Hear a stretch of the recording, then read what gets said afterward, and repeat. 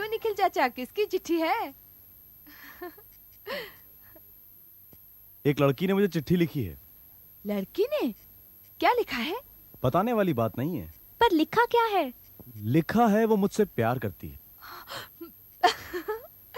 क्यों डिंग मार रहे हो निखिल चाचा? तुम्हें और कोई लड़की प्यार करेगी? क्यों नहीं करेगी भाई? देखने में इतना बुरा हूं क्या मैं?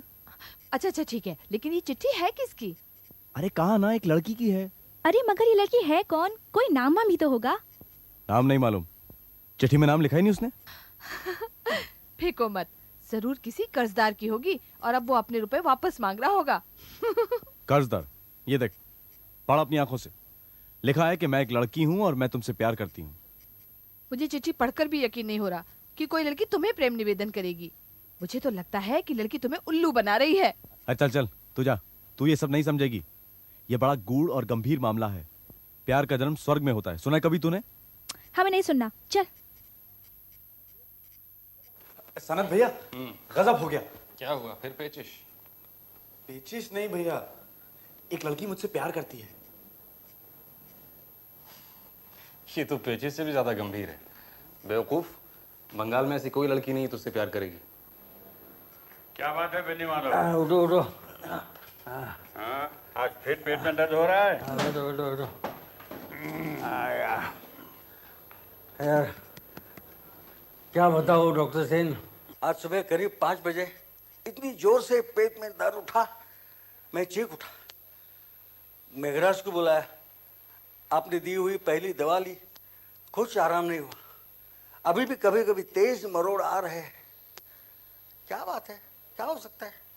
1 महीने पहले भी ऐसे हुआ था, क्या है? खाना क्या कर रहे हो? खाना पहले लड़की खाना बना के देती थी। पिछली बार जब दर्द हुआ तब उसका खाना बंद किया।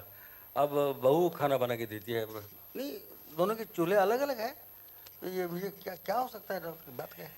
क्या हो सकता है? यानी एलर्जी हो सकती है, हाँ या बदहजमी हो सकती है, हाँ। या एक गिलास पानी ले आना। या क्या डॉक्टर, ये क्या? या जहर का असर हो सकता है। तो मेरे नर्सिंग होम में एडमिट हो जाओ, इलाज और खाना दोनों बराबर मिलेगा। नहीं नहीं, अस्पताल नर्सिंग होम में जाऊंगा तो वापस नहीं आऊंगा। नहीं नहीं, यहाँ ही ठीक है, बस बस अस्पताल में। तुम्हारा गलत ख्याल है। खैर, ये दवाइयाँ मंगवा लो। सुबह दोपहर शाम एक एक गोली ले लेना, ठीक हो जाओगे। और हाँ, आज और कल सिर्फ दही खाना। सिर्फ दही? और कुछ नहीं। जरूरत पड़ने पर मुझे इत्तला कर देना। मैं चलता हूँ। डॉक्टर, एक नहीं 2 बार ऐसा हुआ है। लड़का और लड़की इसी ताक में है कि मैं कब मरूंगा। मैं मर नहीं रहा, इसीलिए उतावले हो रहे। फिजूल की बातें बंद करो, तुम्हें कोई जहर नहीं दे रहा है। अरे भाई, क्या मालूम, दुनिया में रुपया ही तो सब कुछ है। तभी तो सब काम वाम छोड़कर मुझसे चिपके पड़े हैं। बेनी माधव, चुप रहो। मेघराज, डॉक्टर की बैग लेके नीचे जाओ और देखो ये पैसा लो और बाजार से एक शेर दही खरीद के लाओ। जाओ। चलता।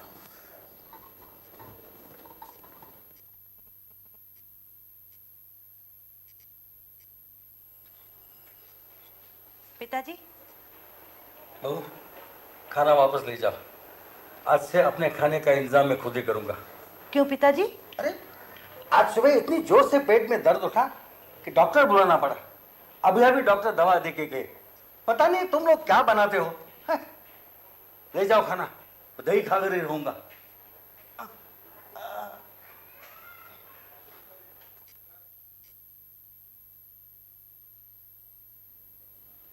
पिताजी, मुझे मालूम है भाभी के हाथ का खाना आपको हजम नहीं होगा।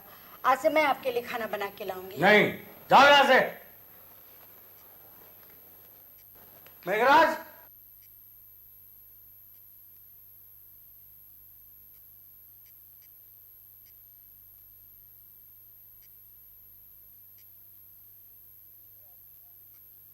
मेघराज, हाँ, तेरी बीवी होगी ना?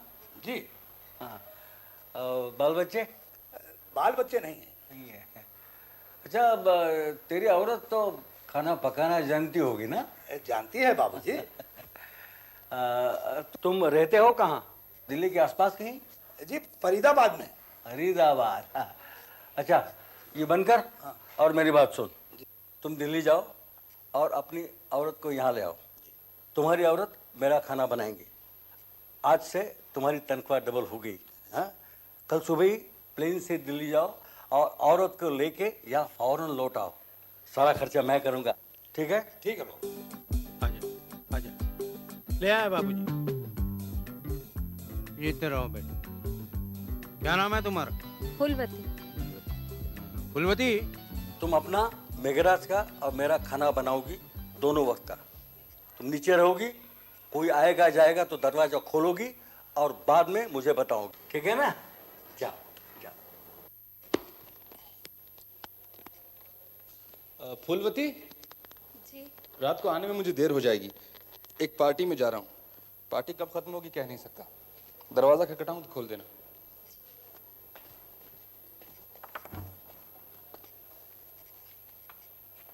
ए, दरवाजा क्यों बंद कर रही है? मुझे नहीं पहचानती? तू मेघराज की औरत है ना? जी। मुझे पहचान के रख। मेरा नाम मकरंद है। मैं कभी भी इस घर में आ जा सकता हूँ।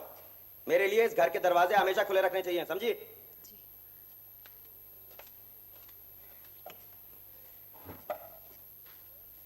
सुनो, यह है मेरे पुराने सोलिसिटर सुधांशु बाबू।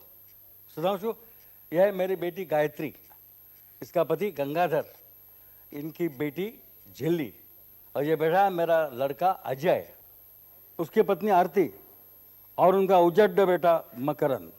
ये मेरे पास बैठी है इनकी बेटी लावनी। यही मेरा पूरा परिवार है। नीचे दो लड़के रहते हैं, सनत और निखिल, वो मेरे मामा के तरफ से रिश्तेदार है। तुम सब लोगों को यहाँ बुलाया गया है क्योंकि मैं अपनी वसीयत बनाना चाहता हूँ।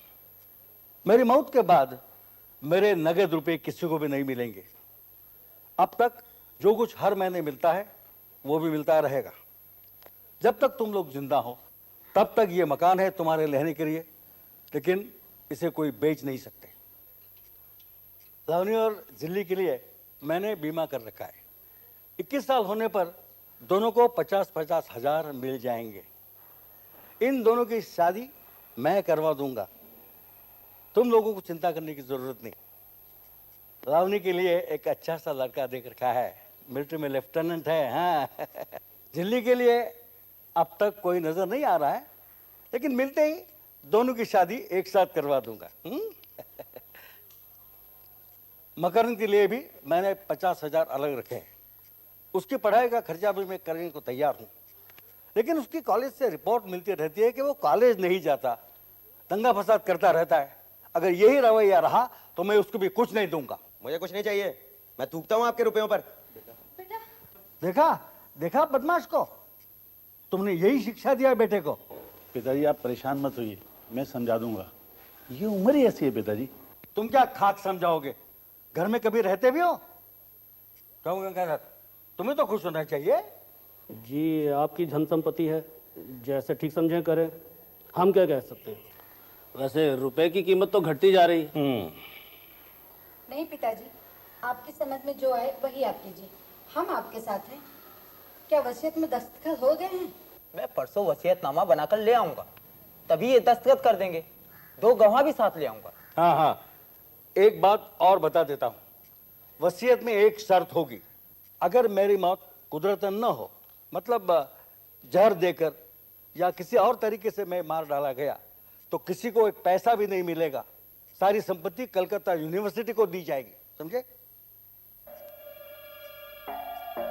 अच्छा, मैं परसों आता हूँ, इसी वक्त वसीयतनामा बनाकर लाऊंगा। ठीक है, चलिए।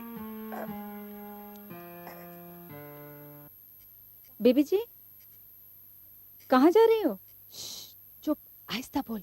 हम सिनेमा देखने जा रहे हैं। ये कौन है? ये मुझे नाच सिखाता है। ये नाच का सिनेमा है, इसीलिए साथ जा रहे हैं। चलो। इस लड़के से ही मेरी शादी होने वाली है। हम रात को बाहर गए थे, ऊपर दद्दू से मत बताना।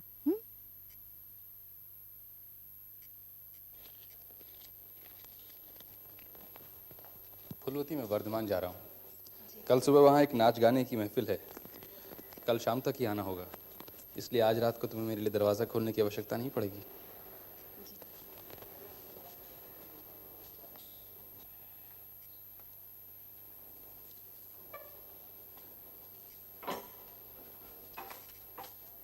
दरवाजा बंद कर दे।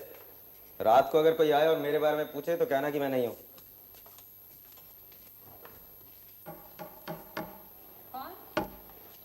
मैं हूं।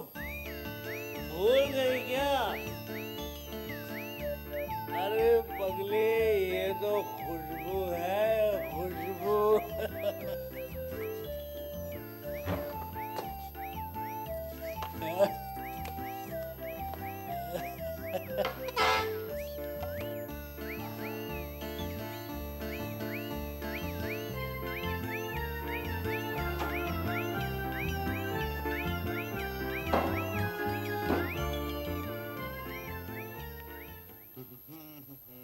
भाई अब तुम्हारा काम शुरू, हमारा खत्म। अब हम दिन भर सोएंगे। नाइट ड्यूटी खत्म, सुप्रभात।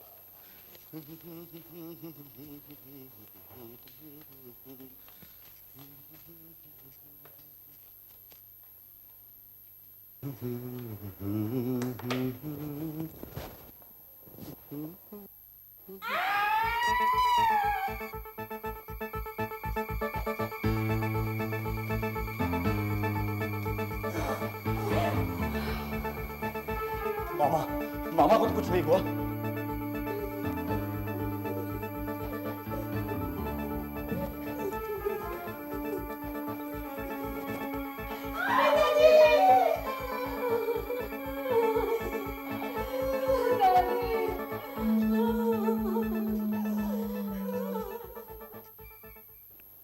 मतलब बेनी संहार। हाँ, ठीक ही कहा है, बेनी संहार और साथ साथ मेघराज वध भी। मामला उलझ गया है। बेनी संहार का मतलब है कि औरतों का जूड़ा बांधना, और जूड़ा ऐसा बंधा है कि सुलझना नामुमकिन लग रहा है। खून की वजह क्या है? बेनी माधव एक अमीर आदमी था। हर महीने अपने लड़के और लड़की को कुछ न कुछ रुपया देता था, लेकिन वो लोग उससे खुश नहीं थे। डॉक्टर सेन को शक है कि लड़के और दामाद में सांठ-गांठ थी। वो उसे खाने में जहर मिलाकर के मार डालना चाहते थे। मेघराज का खून क्यों हुआ? मेघराज घर का पुराना नौकर था। बेनी माधव के कमरे के बाहर सोता था ताकि कभी कोई जरूरत पड़े तो मदद कर सके। अब उसे खत्म किए बिना कमरे में कोई घुस नहीं सकता था, इसलिए उसे मार डाला। हत्या करने का हथियार मिला? हथियार तो नहीं मिला, लेकिन पोस्टमार्टम की रिपोर्ट से पता चला है कि हथियार कोई तेज चाकू जैसा था। एक ही वार में एक ही हथियार से दोनों को खत्म कर दिया। टाइम? ये कई रात के 12 से 3 बजे के बीच। अच्छा, आपको किन 5 लोगों पर शक है?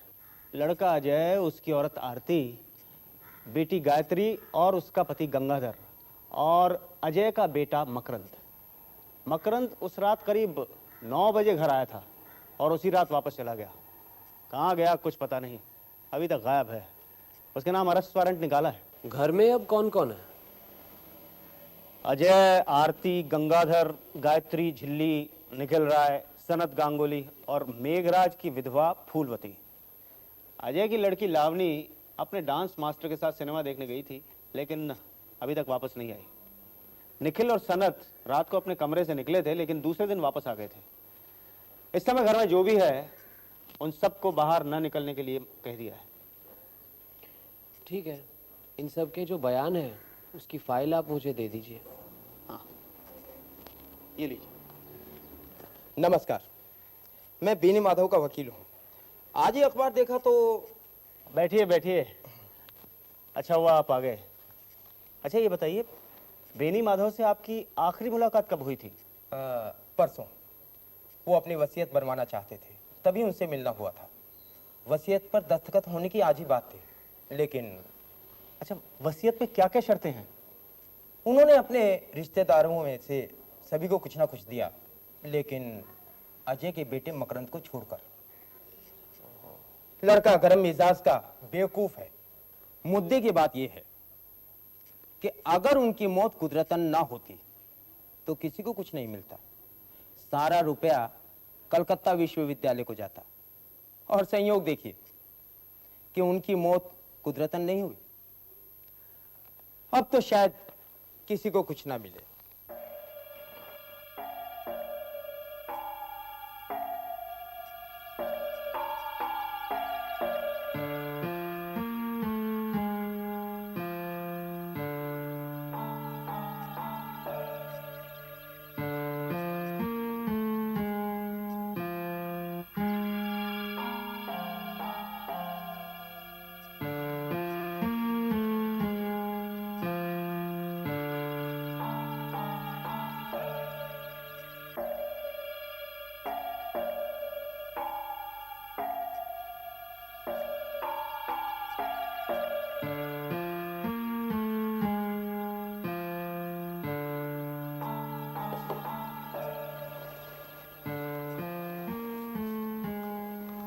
ये उस्तरा खोल कर देखा था आपने?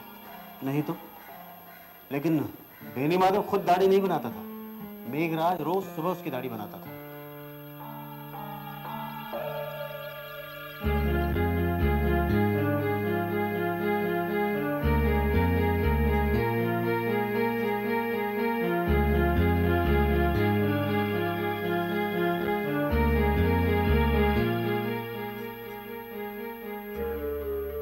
कमाल है। क्या हुआ? इस पर तो उंगलियों के निशान है।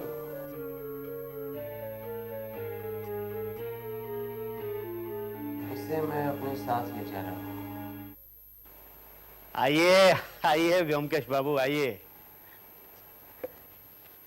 कहिए, दाढ़ी कैसी बनी?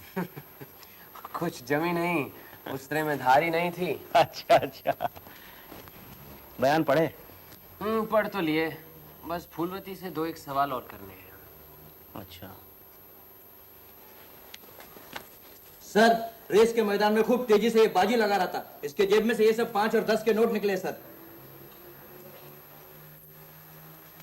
तुम्हारा नाम मकरंद चक्रवर्ती है? ये रुपए कहां से है? जिस रात तुम्हारे दद्दा का खून हुआ उस रात करीब 9 बजे तुम घर पर आए थे और आधी रात को चुपचाप वापस चले गए थे, क्या ये सच है? बिल्कुल झूठ। फूलवती ने झूठ बोला है। अच्छा, फूलवती ने हमें बताया, ये तुम्हें कैसे पता चला?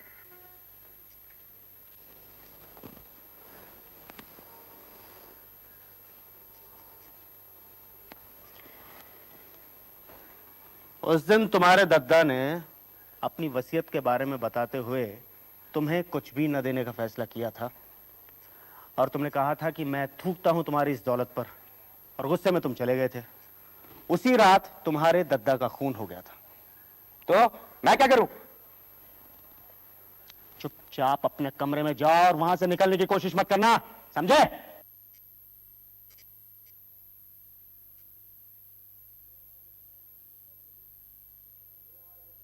फूलवती, ये हमारे मित्र हैं व्योमकेश बाबू, तुमसे 2-4 सवाल पूछना चाहते हैं। मेघराज से शादी कब हुई थी तुम्हारी? 4 साल पहले। उसकी पहली पत्नी हो? जी नहीं, एक और थी, वो गुजर गई है। कहाँ की रहने वाली हो? फरीदाबाद की। और मेघराज? वो भी फरीदाबाद का।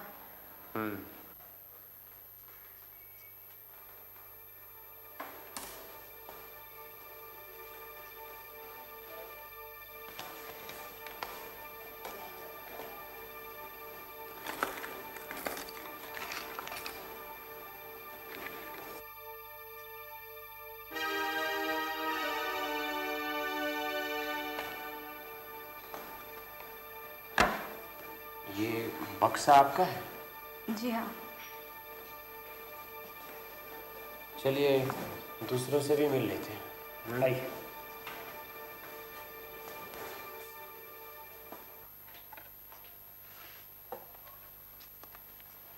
क्यों जनाब, शाम को दाढ़ी बना रहे हैं? रात का पंछी हूं ना, इसलिए शाम को बना रहा हूं। जो लोग दिन में काम करते हैं वो सुबह बनाते हैं। इंस्पेक्टर साहब, आप मुझे ऑफिस जाने दीजिए ना। मैं कसम से कहता हूं कहीं नहीं भागूंगा। चाहे तो आप 2 सिपाही लगा दीजिए मेरे साथ। अरे अरे, ऑफिस जाने की इतनी जल्दी क्या है?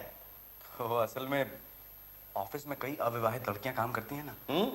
मैं उनमें से एक को ढूंढ रहा हूं जो मुझे बेनामी चिट्ठी लिखती है। बस मिलते ही मैं उससे शादी कर लूंगा। मामला रहस्यमय लगता है। क्यों ब्योमकेश बाबू? ब्योमकेश बाबू? आप ही सत्यन्वेषी ब्योमकेश बख्शी हैं? आपको मेरी बेनामी चिट्ठी की गुत्थी सुलझानी पड़ेगी, वरना मैं मर जाऊंगा। 4 चिट्ठियां आ चुकी हैं। कहाँ है वो चिट्ठी? ये रे। इन्हें मैं रखता हूँ, मैं पूरा पता लगाने की कोशिश करूंगा। जी। फिलहाल आप कहीं नहीं जाएंगे, यहीं पर रहिएगा। मैं दफ्तर में जाकर तहकीकात करूंगा। आपके पास बरसाती है रेनकोट? रेनकोट? आप रेनकोट से लड़की का पता लगाएंगे? नहीं, लड़की का नहीं, किसी और का है आपके पास? एक थी तो सही। छाता है, छाता चलेगा? नहीं, रेनकोट। और ये आप उस्तरे का इस्तेमाल करते हैं? तो फिर किसका करूं? जब आपकी दाढ़ी आनी शुरू हुई थी तो इस उस्तरे का रिवाज चला गया था। जाइए, रेनकोट लाइए। ब्योमकेश बाबू, ये रेनकोट क्यों इकट्ठा कर रहे हैं? जो आदमी छुरा या उस्तरे से गला काटने जा रहा है, उसे जरूर मालूम है कि गला काटने से खून फव्वारे जैसा उछलेगा, उसके बदन पर भी लगेगा। इसलिए जरूर वो रेनकोट या ऐसी कोई चीज का इस्तेमाल करेगा जिस पर अगर खून के दाग या धब्बे लग भी गए तो आसानी से धोए जा सके। समझे? सनद से रेनकोट भी हासिल कर ले।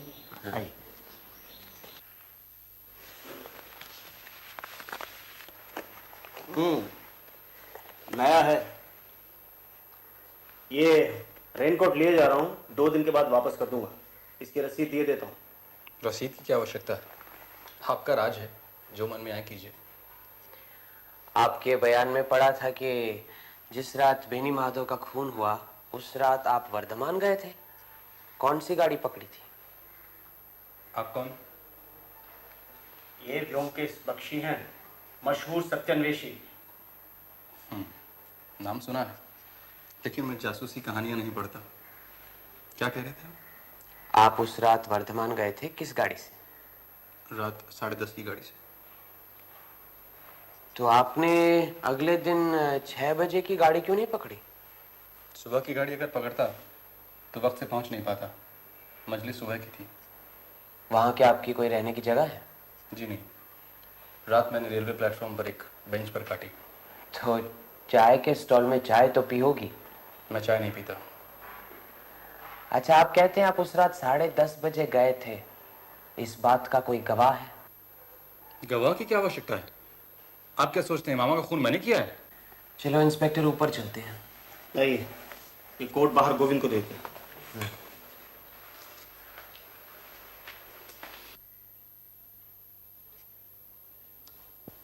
अजय बाबू, आपका लड़का मकरंद घर पर है तो सही, बुलाऊं उसको? नहीं नहीं, जरूरत नहीं। कॉलेज में पढ़ता है तो बारिश में रेनकोट का इस्तेमाल तो करता होगा। आप उसका रेनकोट दिखा दीजिए हमें। हाँ, 1.5-2 साल पहले इसको खरीद के दिया तो था, होना तो चाहिए।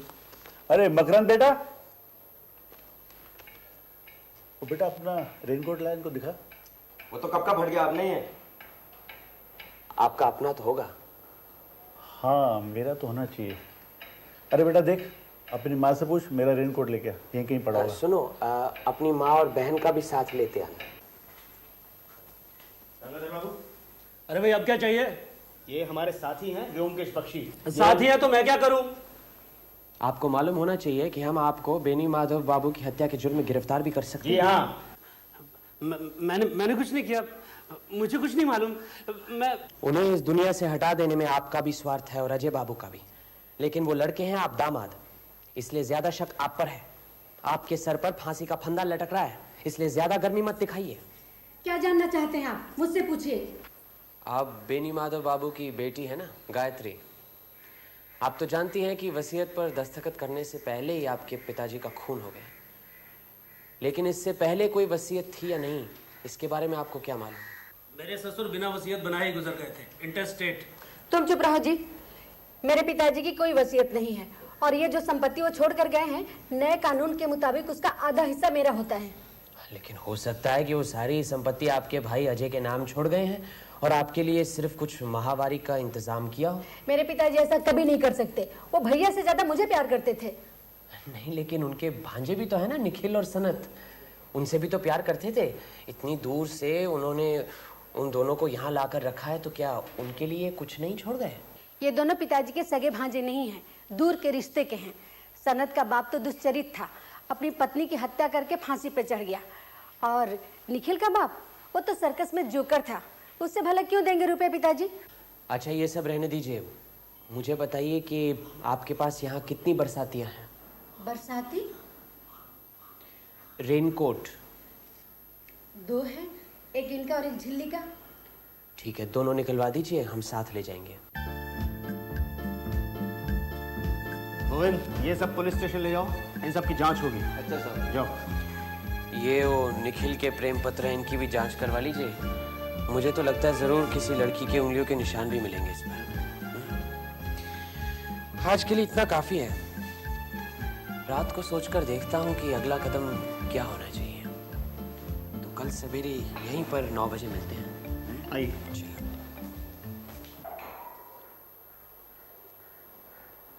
आइए आइए व्योमकेश बाबू, आइए। मैं आप ही का इंतजार कर रहा था। क्या हुआ? सुबह सुबह यहाँ पहुंचा तो मुझे फूलवती ने बताया कि उसके कमरे से उसके साज श्रृंगार का बक्सा चोरी हो गया। साज श्रृंगार का बक्सा कैसे चोरी हुआ? पता नहीं, मैं इन लोगों से यही पूछ रहा था। भाई, तुम लोगों को कुछ मालूम है क्या? मुझे क्या मालूम? मैं कभी फूलवती के कमरे के अंदर तक गया नहीं। अंदर कौन सी चीज कहाँ रखी है मुझे क्या मालूम? दुआई है इंस्पेक्टर साहब, बाल संवार कर बिंदिया लगाकर आने वाली अभी आई कहाँ है, तो मैं साज श्रृंगार के बक्से का क्या करूँ? मुझे कल रात को एक प्लान सूझा है। कुछ दिनों के लिए मैं बाहर जा रहा हूँ। बाहर? कहाँ? फरीदाबाद, मेघराज के घर। ओहो, समझा समझा। मैं तो कहता हूँ आप आज ही चले जाइए, टिकट का इंतजाम मैं कर देता हूँ। हाँ? कैसे हैं? आइए व्योमकेश बाबू, आपने 5 दिन लगा दिए। अजी 5 दिन तो लगा दिए, लेकिन काम पूरा हो गया। हाँ, ये हिम्मत लाल है, आप इसे संभालिए।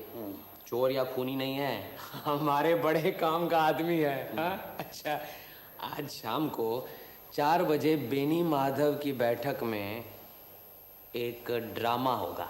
हाँ, आप बनेंगे स्टेज मैनेजर। आप सब लोगों को जानकर खुशी होगी कि बेनी माधव जी के हत्यारे का पता चल गया है। हत्यारे के खिलाफ हमने सबूत भी हासिल कर लिए हैं और हत्यारा इसी कमरे में मौजूद है।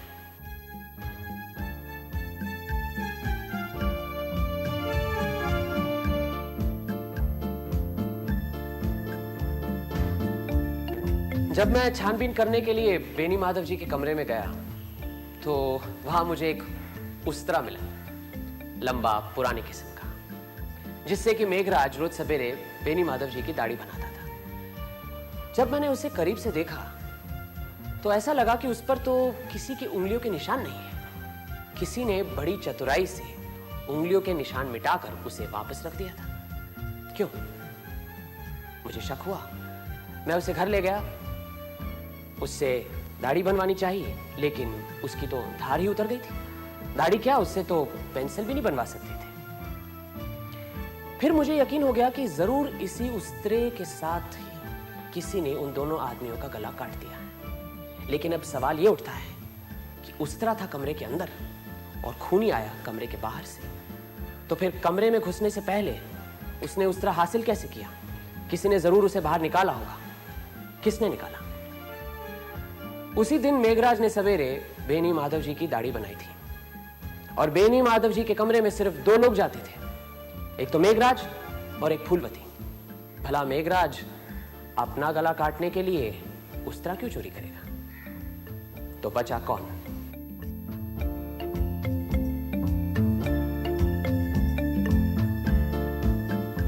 एक बात समझ में नहीं आई, हत्यारा उस तरह से ही क्यों खून करने लगा?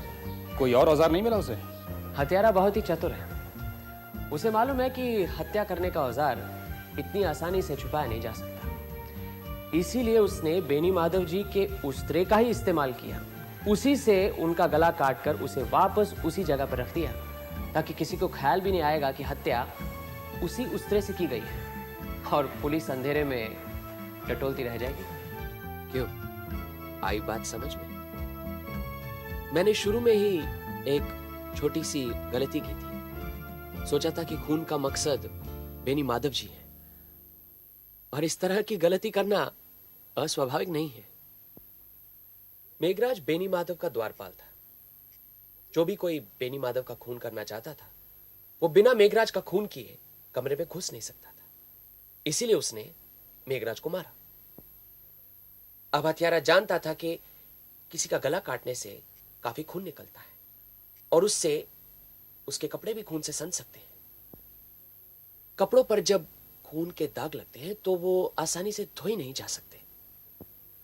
यूरोप और अमेरिका में रहस्यमय उपन्यासों में आपने पढ़ा होगा कि जो भी कोई खून करता है वो अक्सर रेनकोट जैसी कोई चीज पहन लेता है, क्योंकि रेनकोट के तेल जैसे सतह पर अगर खून के दाग लगे ना तो आसानी से धोए जा सकते हैं।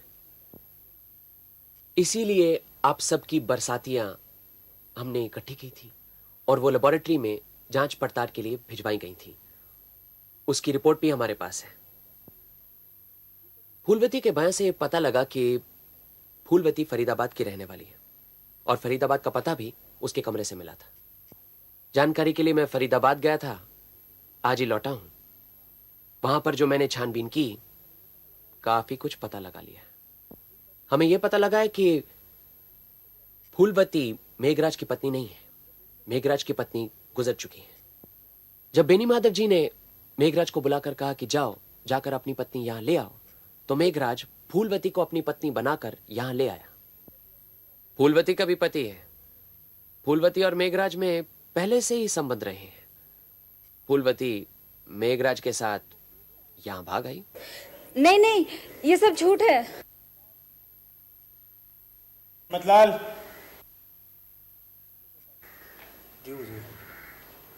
इसे पहचानती हो?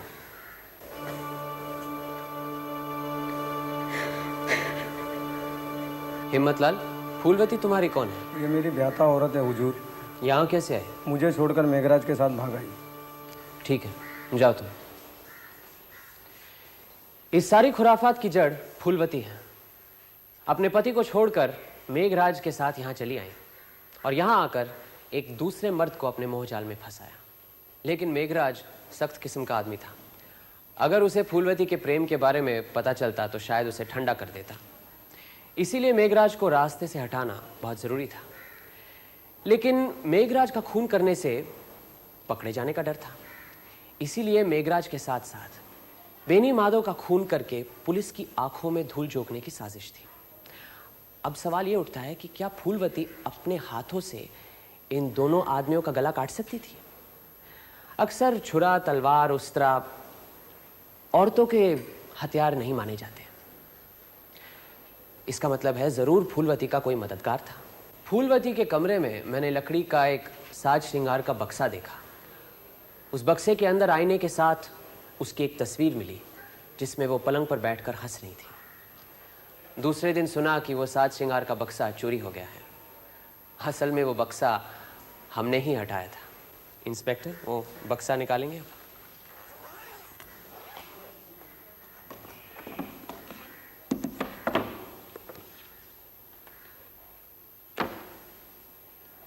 ये वो तस्वीर है।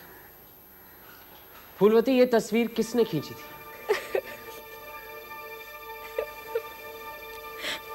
सनत बाबू, आप तो फोटोग्राफी के कदरदान हैं, विशेषज्ञ भी।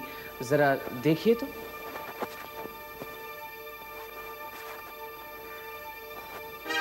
फूलवती की तस्वीर है। हाँ हाँ, लेकिन अगर आप गौर से देखेंगे तो फूलवती को पलंग पर बिठाकर तस्वीर खींची गई है, और उसके पीछे पलंग पर लकड़ी की खूबसूरत नक्काशी नजर आ रही है। किसका पलंग है, नहीं पहचानते? आप कहना क्या चाहते हैं? आपने रात को अपने कमरे में फूलवती को अपने पलंग पर बिठाकर फ्लैश से तस्वीर खींची थी। आप ही उसके गुप्त प्रेमी हैं। जब मेघराज बेनी माधव जी के कमरे के दरवाजे पर सोता था तो फूलवती आपके कमरे में जाती थी। उससे क्या साबित होता है? मामा का खून मैंने किया है। सारा दोष फूलवती को नहीं दूंगा। आप तो उसके प्यार में इतने पागल हैं कि दिमागी संतुलन खो बैठे हैं। मेघराज का खून करके उसे पाना चाहते थे। शायद ये सोचा होगा कि खून का मामला सब निपट जाए तो उसे लेकर कहीं भाग जाएंगे। मैंने खून नहीं किया है। आपकी रगों में खूनी का खून है। आपके पिता आपकी माँ का खून करके फांसी पर लटक गए थे। मैं आपसे कह रहा हूँ मैंने खून नहीं किया है। खून फूलवती ने किया है। नहीं नहीं नहीं, ये सब झूठ है। ये बिल्कुल ठीक कह रही है। इसने अपने हाथों से खून नहीं किया, खून किया है आपने। कोई सबूत है आपके पास? जी हाँ, एक छोटा सा सबूत है। खून करने के बाद आपने रेनकोट की अच्छी तरह से धुलाई तो कर दी, लेकिन उसके जेब में 2-3 बूंदें खून की रह गई। जांच पड़ताल के बाद हमें पता चला है कि वो खून बेनी माधव जी के खून से मिलता है। हाँ हाँ, खून सनत बाबू ने किया है। मुझे कुछ नहीं मालूम, मैं बेकसूर हूँ। पकड़ो।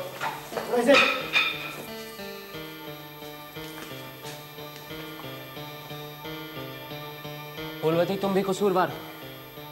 तुम्ही ने बेनी माधव जी का उस्तरा चोरी करके सनत बाबू को दिया था, और उस रात तुम्ही ने दरवाजा खोल के सनत बाबू को घर में घुसाया था, और फिर खून करने के बाद जब वो घर से बाहर वापस गए तो तुमने दरवाजा बंद कर लिया। हो सकता है कि खून से सना हुआ रेनकोट तुम दोनों ने धोया हो। तुम दोनों ही अपराधी हो।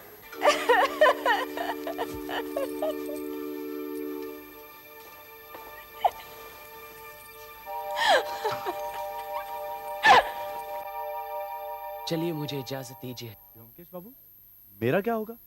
चिट्ठी लिखने वाली कौन है आपने बताया ही नहीं। अरे हाँ अच्छा, ये बताओ मुझे कि अगर मैंने तुम्हें बता दिया कि चिट्ठी लिखने वाली कौन है तो तुम क्या करोगे? क्या करूंगा? शादी करूंगा उससे, और क्या। व्योमकेश बाबू, लड़की चाहे लूली लंगड़ी बहरी कैसी भी हो, मैं उससे शादी कर लूंगा। तो बस समझ लो कि लड़की का पता चल गया। ए झिल्ली, इधर आ। ये रही तुम्हारी बेनामी चिट्ठियों की रचयिता।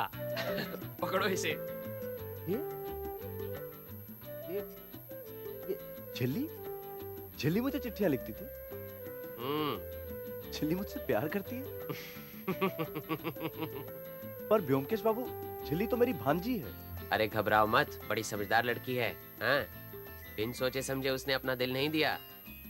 जानता हूँ तुम्हारा मामा भांजी का रिश्ता है, लेकिन रिश्ता बहुत दूर का है। कानूनन शादी करने से कोई अड़चन नहीं है, समझे? कमाल की हैं आजकल की लड़कियां। इतने दिनों से नकेल डालकर घुमा रही थी मुझे। खैर, शादी हो जाए तो फिर मैं भी देख लूंगा। देखा क्या कह रहा है? लेकिन ब्योमकेश बाबू, चिट्ठी मैंने लिखी है, ये आपको कैसे पता चला? अरे बेवकूफ, सारी चिट्ठियों पर तो तुम्हारे उंगलियों के निशान थे, हैं? और फिर लिखाई भी तुम्हारी थी, है ना?